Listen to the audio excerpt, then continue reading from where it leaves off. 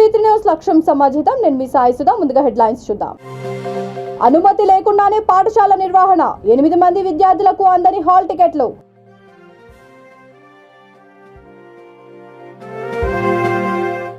Fee reimbursement, Aarogyasri పథకాలే మళ్లీ YS ను గెలిపించాయి. గుడివాడ ఆసుపత్రిలో వృద్ధాప్య వార్డు ప్రారంభించి మాట్లాడిన ఎంపీ బాలశౌరి. నెల్లూరు ARSIకి దేహశుద్ధి చేసిన మొదటి భార్య బంధువులు. ఒక మహిళతో సహజీవనం చేస్తుండగా పట్టుకొని చితకబాదుడు. విభజన అనంతరం ఆంధ్ర రాష్ట్ర అభివృద్ధి కుంటపడింది. విశాఖ ఆత్మీయ సమ్మేళనంలో BRS పార్టీ ఆంధ్ర రాష్ట్ర అధ్యక్షుడు తోట చంద్రశేఖర్. ఇక డీటెయిల్స్ చూస్తే, జహీరాబాద్ పట్టణంలో అనుమతి లేకుండానే పాఠశాల నిర్వహించిన విషయం వెలుగులోకి వచ్చింది. ఇదే పాఠశాలలో 10వ తరగతి చదివిన 8 మంది విద్యార్థులు పాఠశాలకు అనుమతి లేకపోవడంతో వారికి హాల్ టికెట్లు రాలేదు. దీంతో వారి పరీక్ష రాయలేదు. వారిని ప్రశ్నిస్తే పాఠశాల యాజమాన్యం పొంతన లేని సమాధానాలు చెబుతున్నారు. విద్యార్థులు పోలీసులకు ఫిర్యాదు చేశారు. ఈ పాఠశాల యజమాని ఓ మంత్రి బంధువు కావడం విశేషం.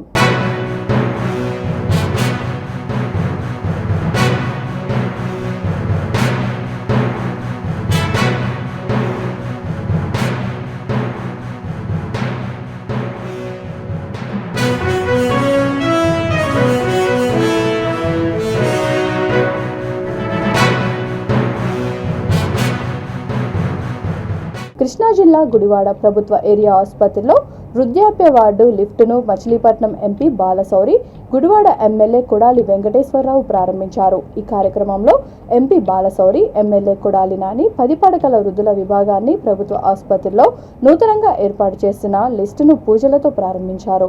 ఈ సందర్భంగా కార్యక్రమంలో ఎంపీ బాలశౌరి మాట్లాడుతూ, ప్రతి పేదవాడికి వైద్యం అందాలనే ఆలోచనలతో దివంగత ముఖ్యమంత్రి రాజశేఖర్ రెడ్డి ఆరోగ్యశ్రీ పథకాన్ని ప్రవేశపెట్టారని అన్నారు.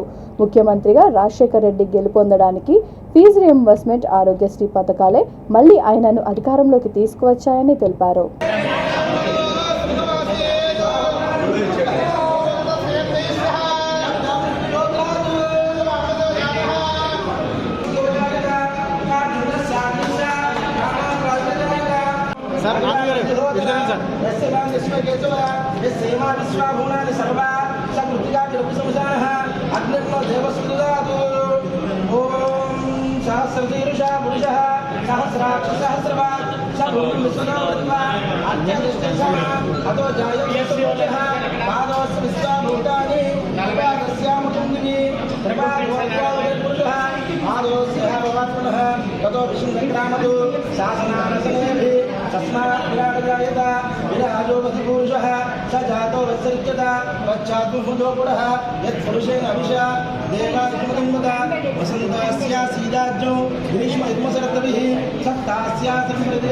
నెల్లూరులోని పోస్టల్ కాలనీలో ARSIగా పనిచేస్తున్న వాసు అతని నివాసంలోని ఓ మహిళతో సహజీవనం చేస్తుండగా అతని మొదటి భార్య బంధువులు రెడ్ హ్యాండెడ్గా పట్టుకున్నారు. SI వాసుకి దేహశుద్ధి చేశారు. 30 ఏళ్ల కింద వీరికి వివాహం జరిగింది.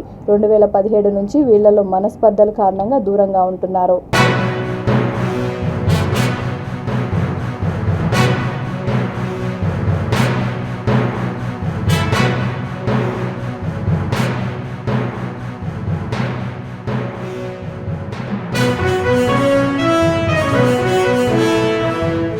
రాష్ట్ర విభజన అనంతరం ఆంధ్ర రాష్ట్ర అభివృద్ధి కుంటుపడిందని, విభజన హామీలను సాధించే విషయంలో ఆంధ్ర రాష్ట్ర నాయకులు విఫలమయ్యారని BRS పార్టీ ఆంధ్ర రాష్ట్ర అధ్యక్షుడు తోట చంద్రశేఖర్ అన్నారు. విశాఖలో 3 రోజుల పర్యటనలో భాగంగా ఉడా చిల్డ్రన్స్ థియేటర్లో ఏర్పాటు చేసిన ఆత్మీయ సమ్మేళనంలో ఆయన పాల్గొన్నారు. ముందుగా ఉత్తరాంధ్ర ప్రాంతాల నుంచి వచ్చిన ఇతర ముఖ్య నాయకులను పార్టీ కండువా కప్పి BRSలోకి ఆహ్వానించారు.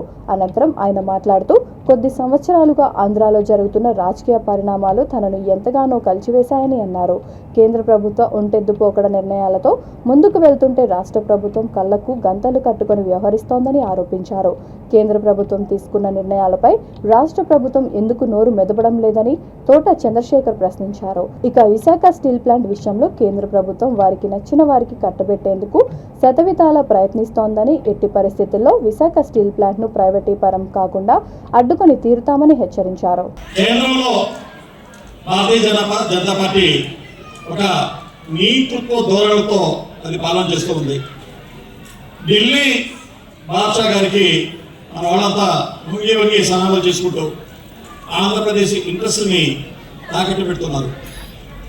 ముఖ్యంగా మమ్మల్ని కదిలించి వేసిన అంశం ఏదైనా ఉందంటే అది విశాఖపట్నం స్టీల్ ప్లాంట్. విశాఖపట్నంలో స్టీల్ ప్లాంట్ రావడానికి ఎన్ని సంవత్సరాలు మన వాళ్ళు పోరాటం చేశారో చాలా మందికి మీకు తెలియదు అనుకుంటాను.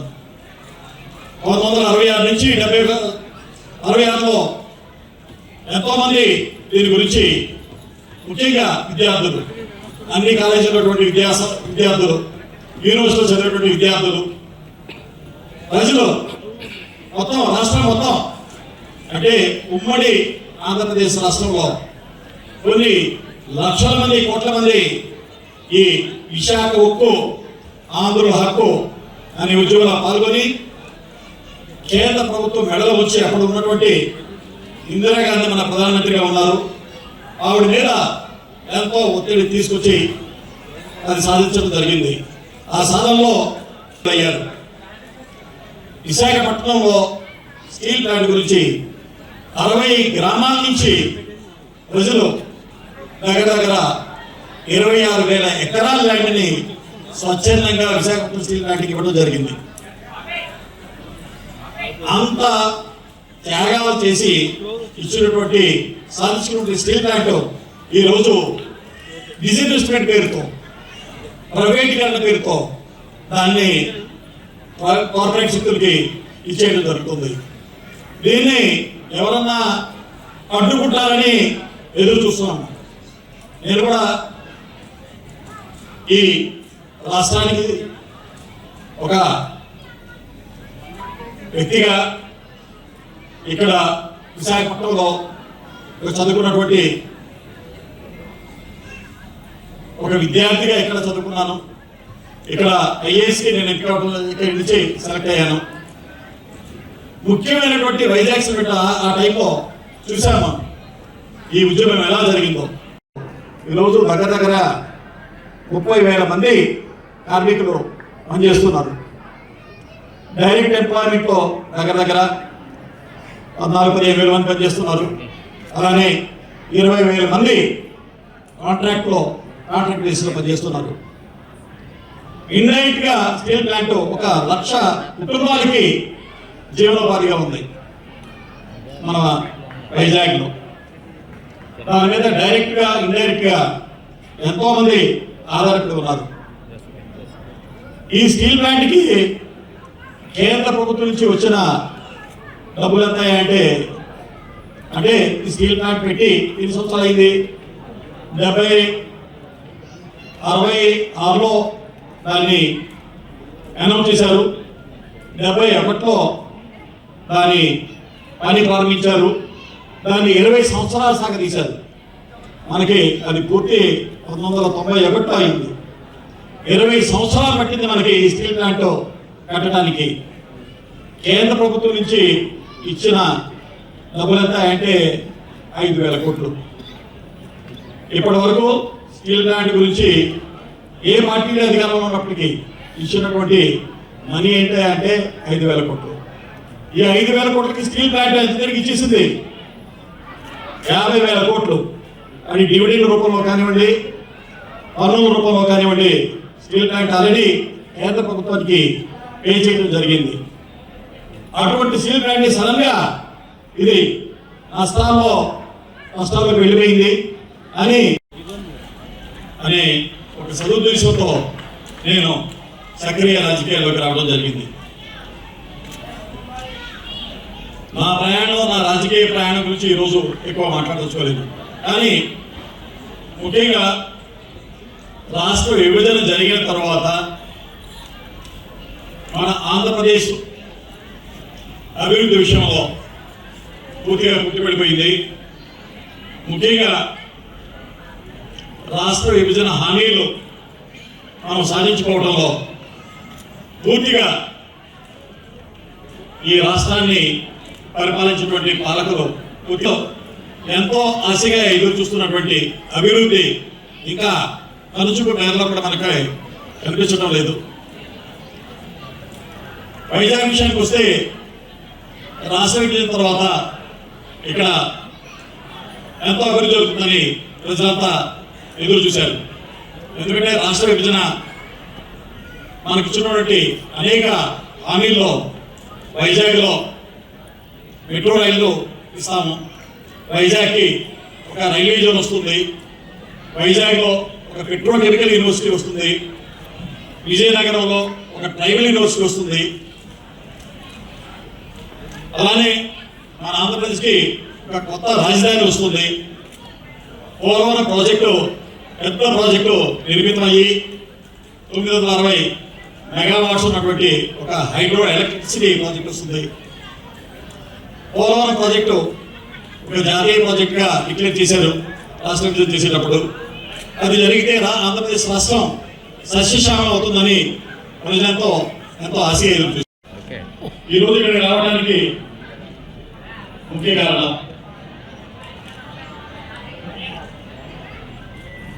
ఈరోజు ఆంధ్రప్రదేశ్లో జరుగుతున్నటువంటి రాజకీయ పరిణామాలు కానివ్వండి, ఇక్కడ జరుగుతున్నటువంటి ముఖ్యంగా వైజాగ్ స్టీల్ ప్లాంట్ విషయంలో కానివ్వండి, ప్రైవేట్ ప్లాంట్ విషయంలో వాటన్నిటి గురించి ఇక్కడనే ముఖ్యంగా విశాఖపట్నం స్టీల్ ప్లాంట్ కార్మికులతో ఉద్యోగులతో మాట్లాడి వాళ్ళకి సంఘీభావం జరపాలని ఈరోజు ముఖ్యంగా ఈ కార్యక్రమాన్ని ఇక్కడ విశాఖ జిల్లాలో ఆయోజన చేయడం జరిగింది. మీ అందరితో చెప్పడానికి నాకు ఆనందంగా ఉంది. ఏంటంటే ఈ వైజాగ్ అంటేనే నాకు ఒక మధురమైన అనుభూతి. నేను గుంటూరు జిల్లాలో పుట్టినప్పటికీ నా విద్యాభ్యాసం అంటే గ్రాడ్యుయేషన్ వరకు గుంటూరు జిల్లాలో బిఎస్సీ వరకు చదివాను. ఆ తర్వాత నా పిహెచ్డీ కూడా ఆంధ్ర యూనివర్సిటీలో చేశాను. ఆ తర్వాత నా ఐఏఎస్ కూడా నేను విశాఖపట్నం నుంచే నేను కోచింగ్ తీసుకొని చేశాను. ఇక్కడి నుంచే నేను ఐఏఎస్కి ఎంపిక కావడం జరిగింది.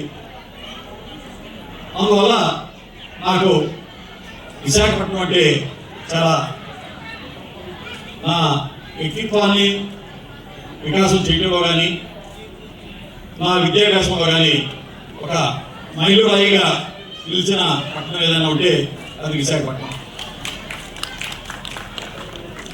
ఎందుకంటే ఐఏఎస్లో సెలెక్ట్ అయిన తర్వాత అనేక ప్రాంతాల్లో పనిచేయాల్సిన అవసరం ఉంటుంది. అలానే నేను మహారాష్ట్రలో పెద్ద పెద్ద పట్టణంలో పనిచేయడం జరిగింది.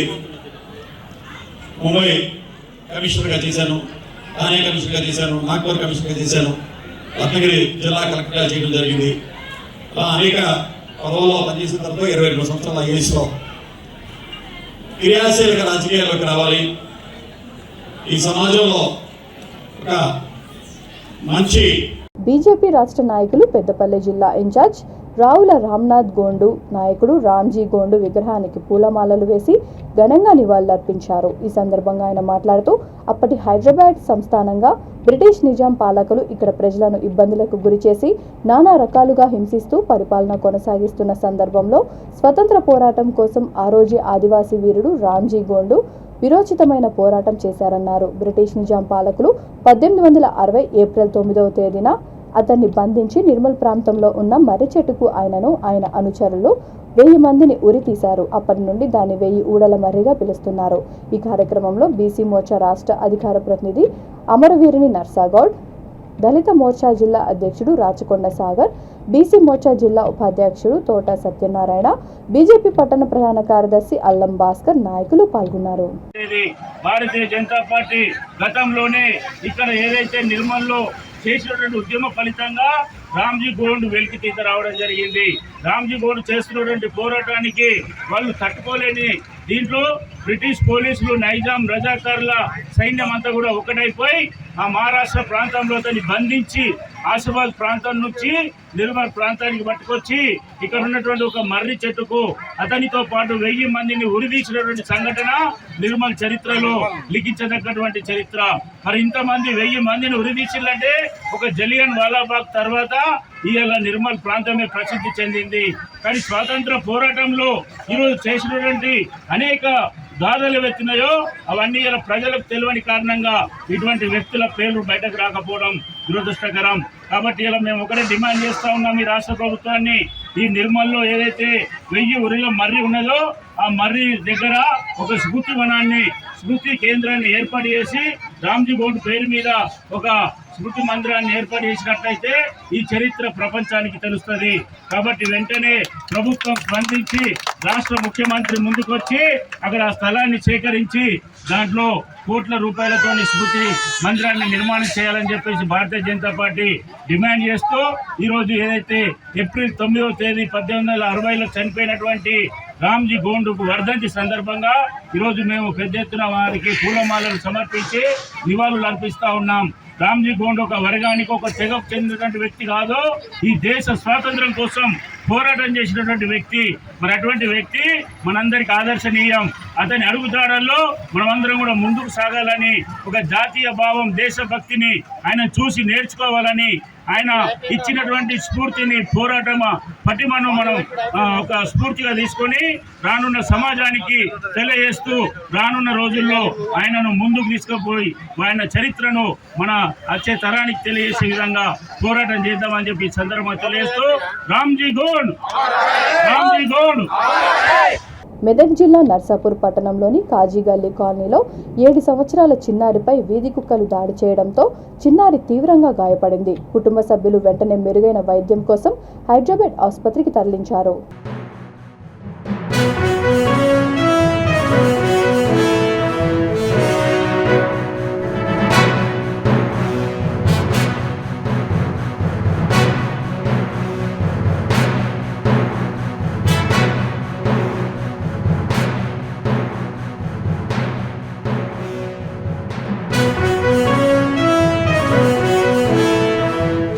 యాదాద్రి శ్రీ లక్ష్మీ నరసింహస్వామి ఆలయం పైన ఆకస్మికంగా ఒక డ్రోన్ ఎగురుతుండటంతో వెంటనే ఎస్పీ భద్రతా సిబ్బంది అప్రమత్తమయ్యారు.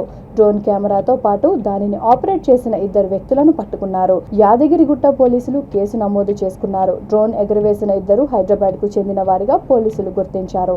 ఎలాంటి అనుమానితులు లేకుండా కొండపైన డ్రోన్ తిరగడం కారణంగా కేసు నమోదు చేసినట్లు యాదగిరిగుట్ట పోలీసులు తెలిపారు. ఎస్పీఎఫ్ సిబ్బంది అప్రమత్తం కారణంగా డ్రోన్ కెమెరాను పట్టుకున్నామని పోలీసులు తెలిపారు.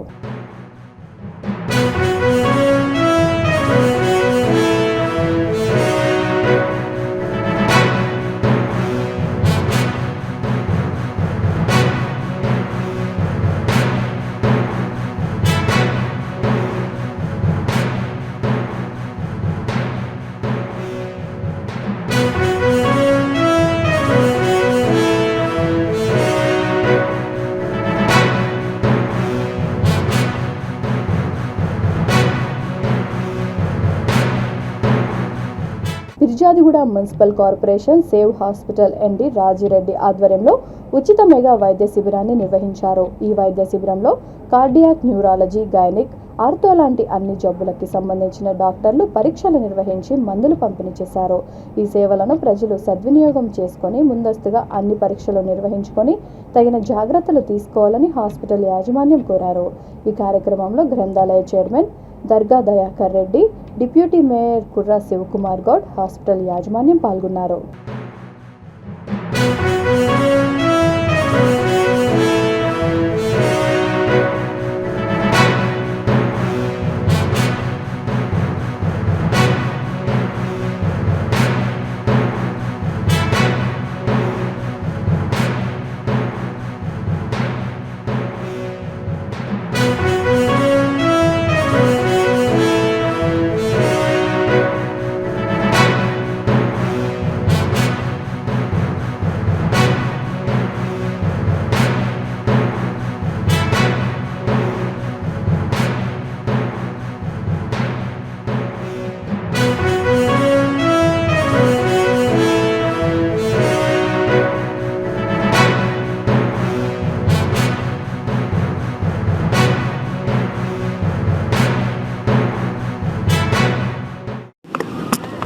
వరల్డ్ కొట్టాలి ఎక్కువ వచ్చినాయి మాకు తక్కువ వచ్చినాయి అది చెప్పేటామే జోబులో అలా కనిపిస్తున్నాయి వరల్డ్ హెల్త్ డే సందర్భంగా స్థానిక ఫిర్యాదిగూడ మున్సిపల్ కార్పొరేషన్లో సేవ్ హాస్పిటల్ ఆధ్వర్యంలో ఉచిత మెగా వైద్య శిబిరం నిర్వహించడం జరిగింది ఈరోజు.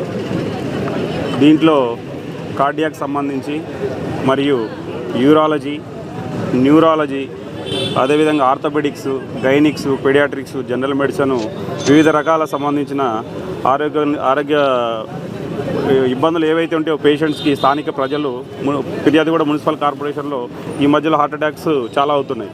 సో దాంట్లో భాగంగానే ఈ వరల్డ్ హెల్త్ డే సందర్భంగా మనము కార్డియాక్ సంబంధించి స్పెషల్గా దాన్ని తీసుకొని ఈసీజీ కానీ, టుడికో కానీ, ప్రస్తుతానికి ఏవైతే ఇప్పుడు వాళ్ళకి పేషెంట్స్కి కార్డియాక్ ఎక్కువ అరెస్ట్ అవుతున్నారు, కార్డియాక్ అరెస్ట్ అయి చనిపోవడం జరుగుతుంది, దాని మీద ఎక్కువ చూసుకొని ఈరోజు స్కానింగ్లు కూడా చేయడం జరుగుతుంది. దాన్ని స్థానిక ప్రజలు సద్వినియోగపరుచుకొని వాళ్ళ హెల్త్ని ముందునే ప్రికాషన్స్ తీసుకోవాల్సిందిగా ఈ మెగా క్యాంపు నిర్వహించడం జరిగింది. దీనికి స్థానిక చైర్మన్ దర్గా దయాకర్ అన్న గారు మరియు డిప్యూటీ మేయర్ శివకుమార్ అన్నగారు, స్థానిక కార్పొరేటర్ మల్లేష్ అన్న గారు ఇచ్చేసి ఈ క్యాంపుని ప్రారంభించినందుకు సేవ్ హాస్పిటల్ తరఫున వాళ్ళకి ప్రత్యేకంగా ధన్యవాదాలు తెలియజేస్తూ ఈ క్యాంపుని స్థానిక ప్రజలలో అందరికీ తీసుకెళ్లిన స్థానిక కార్పొరేటర్లు, మేయర్లు అందరికీ ఈ సందర్భంగా నేను చాలా ధన్యవాదాలు తెలియజేస్తున్నాను. ఈరోజు క్యాంపు చాలా సక్సెస్ అయిందని చెప్పుకోవచ్చు. ప్రజలందరూ చాలా స్పందన ఉంది. ఈ క్యాంపుతో అందరూ వాళ్ళ హెల్త్కి సంబంధించి ఇవే కాదు, మాది కాలనీ వైద్యం అని ఒక ప్రోగ్రాం ఉంది. అది ప్రతి కాలనీలో అన్నగారు అన్నట్టు ప్రతి కాలనీలో మేము వారానికి నెలకి ఒక 2-3 క్యాంపులు కండక్ట్ చేస్తున్నాము. ఆ క్యాంపుల ద్వారా మీరు ఈ ప్రజలు ముందే వాళ్ళ ఆరోగ్యాన్ని పరీక్ష చేయించుకొని ముందే ఆరోగ్యాన్ని కాపాడుకొని దాని ద్వారా ముందుకెళ్ళడం, ఆ హెల్త్కి మంచి సహకరించుకోవాలని మనస్ఫూర్తిగా కోరుతుంటూ ఇలాంటి క్యాంపుల్ని సద్వినియోగపరచుకోవాలని స్థానిక ఫిర్యాదిగూడ మున్సిపల్ కార్పొరేషన్ ప్రజలకి ఈ సందర్భంగా తెలియజేస్తున్నాను. Thank you. బన్సీలాల్పేట్ డివిజన్ బండ మైసమ్మ నగర్ డబుల్ బెడ్రూమ్ ఇండ్ల మధ్యలో జర్నలిస్ట్ పుల్లూరి మహేందర్ ఆధ్వర్యంలో బలగం చిత్రం బిగ్ స్క్రీన్ ఓపెన్ షో నిర్వహించారు. మహేందర్ తండ్రి కీర్తిశేషులు పుల్లూరి రామస్వామితో పాటు డబుల్ బెడ్రూమ్లో ఉండే స్థానికంగా చనిపోయిన వారికి ఈ ప్రదర్శన అంకితం చేస్తూ 2 నిమిషాలు మౌనం పాటించి చిత్ర ప్రదర్శన ప్రారంభించారు. దాదాపు 800 మంది ఈ చిత్రాన్ని వీక్షించారు. ఈ చిత్రాన్ని వయసు మీద పడిన పెద్ద వృద్ధులతో పాటు యువత, కుటుంబ సభ్యులతో కలిసి వీక్షిస్తూ కంటతడి పెట్టారు. ఈ చిత్ర ప్రదర్శన సినిమా థియేటర్లో చూపించే విధంగా ఐ ఎఫెక్ట్ స్క్రీన్ సౌండ్ సిస్టంలతో బస్తీలో చనిపోయిన వారికి నివాళులర్పించి మౌనాన్ని పాటించి ప్రతి కుటుంబంలో సభ్యునిగా నిలిచాడు. చిత్ర ప్రదర్శన అనంతరం స్థానికులు, యువత జర్నలిస్ట్ మహేందర్ని శాల్వాతో సన్మానించి అభినందనలు తెలిపారు.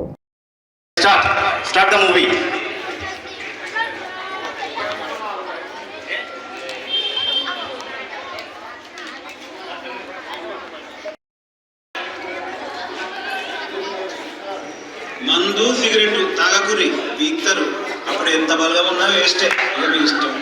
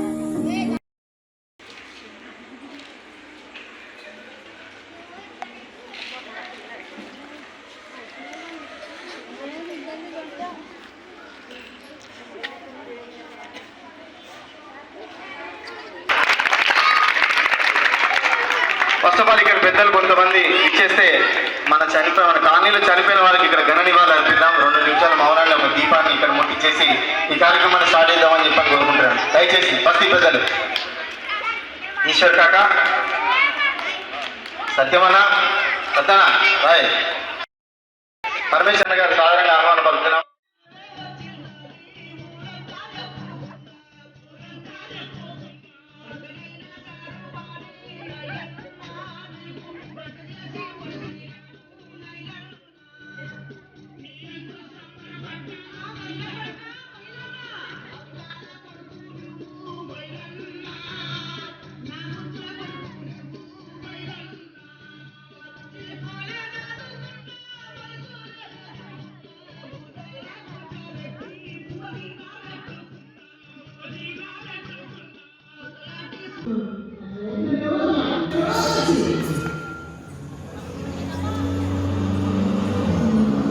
చిట్యాల మండలం వట్టిమర్తి గ్రామంలో నకిరేకల్ మాజీ ఎమ్మెల్యే నర్ర రాఘవరెడ్డి వర్ధంతి సందర్భంగా నియోజకవర్గం కాంగ్రెస్ పార్టీ ఇన్ఛార్జ్ దైదార్ రవీందర్ పూలమాలలు వేసి నివాళులర్పించారు. ఈ కార్యక్రమంలో చిట్యాల మండల కాంగ్రెస్ పార్టీ అధ్యక్షులు గుడిపాటి లక్ష్మీనరసింహ, నాయకులు, కార్యకర్తలు, అభిమానులు తదితరులు పాల్గొన్నారు.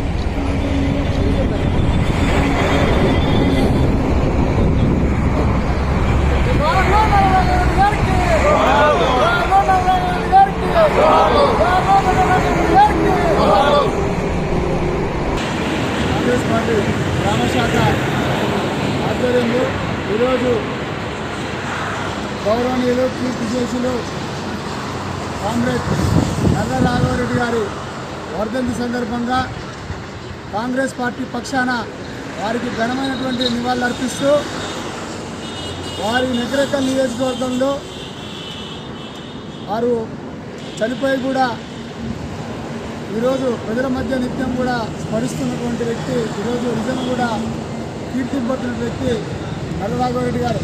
ముఖ్యంగా నకిరేకల్ నియోజకవర్గ ప్రజలకు వారి సేవలు చిరస్మరణీయం అని చెప్పేసి సందర్భంగా తెలియజేస్తున్నాం.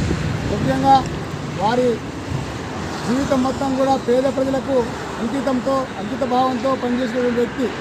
ఏ పేదవాడు పోయినా ఈ నగరికలకు సంబంధించి వివిధ రాజకీయ పార్టీ నాయకులు పోయినా కూడా అక్కున చేర్చుకొని కూర్చోబెట్టుకొని మాట్లాడి గౌరవించి ఒక రాజకీయ వ్యవస్థ అంటే ఒక ఆత్మీయతతో ఉన్నటువంటి రాజకీయ వ్యవస్థ మరియు అన్ని రాజకీయ పార్టీ పక్షాలను కూడా గౌరవించినటువంటి వ్యక్తి నర్ర రాఘవరెడ్డి గారు.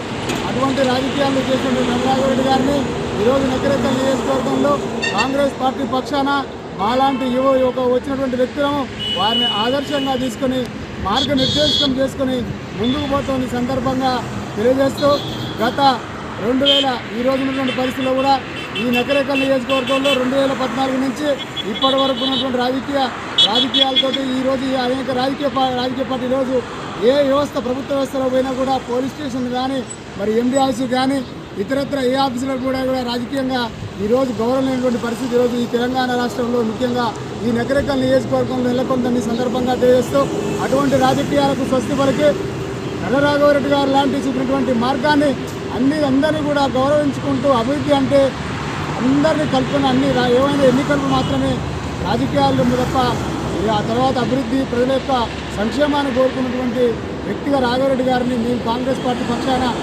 బులెటిన్ ముగించే ముందు హెడ్లైన్స్ మరొకసారి. అనుమతి లేకుండానే పాఠశాల నిర్వహణ, 8 మంది విద్యార్థులకు అందని హాల్ టికెట్లు.